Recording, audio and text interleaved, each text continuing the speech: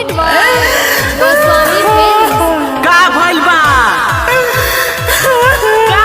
पटना रे भइल का बा का भइल बा रे देख ना पटना हम एक घंटा से रहने की कोशिश करा तनी ताकि हमरा आंख में से आंसू तो आज लेके गिरा जाता लेके बंद कर गाना बंद कर तू सर छेछरा हो गल बरो छेछरा तहरा दिल पर चोट लगल बा कि तू लड़की से जिंदगी से बर्बाद करत तारा हम नहीं की बर्बाद करत बबुआ उ एकरा माई के हमरा जिंदगी के चलके कहला तनी जकरा माई के देख ले हमको बस अपने दिल पर पत्थर रख के बैठल बनी दादा लागोता की मामला गंभीर बा ताज भैया हो गाना बजावा लागल बा दिल पर चोट दर्द बाटे हो लागल बा दिल पर चोट दर्द बाटे हो दिल वाला गवनी हो हम तो बेकार में रोवता अखिया होइले हवा के प्यार में रोवता अखिया होई पूजवा के प्यार में तोरा एके बार में दो लड़की से प्यार हो जाला जितने अपना से बतियाइए जाने उतने फायदा बा बंद कर गाना बंद कर हे राजा गलवा बंद कर बाकी हम बोहरिया आई मारो से एकरा के इसला छेछरा हो गइल बावे तू अमित भाई के सोनिया के संग का कर रू तने बतावा ना उ तो ढेर दिन के बात होवे बजाओ ताज बाबा बजाओ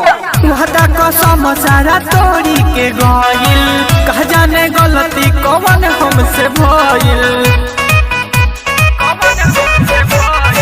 वहदा कसम सारा तोड़ी के गइल कह जाने गलती का हमारा से भइल हमरा के छोड़ी चल गइल ससुराल में रोवता अखिया होइले हवा के प्यार में रोवता अखिया होई पूजवा के प्यार में अच्छा रोज का बारी रे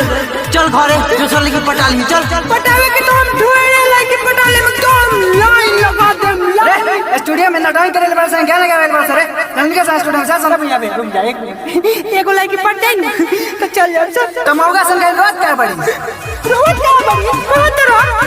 एकरा भाई के लेके कोने तक मेरे कॉलेज होता रोहित पटेल के तू भूल गइलू कृष्णा जय के ना दिल से लगइलू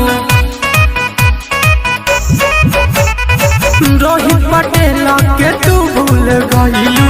कृष्णा जय के ना दिल से लगइलू रहबू ना खुश अब जाके ससुराल में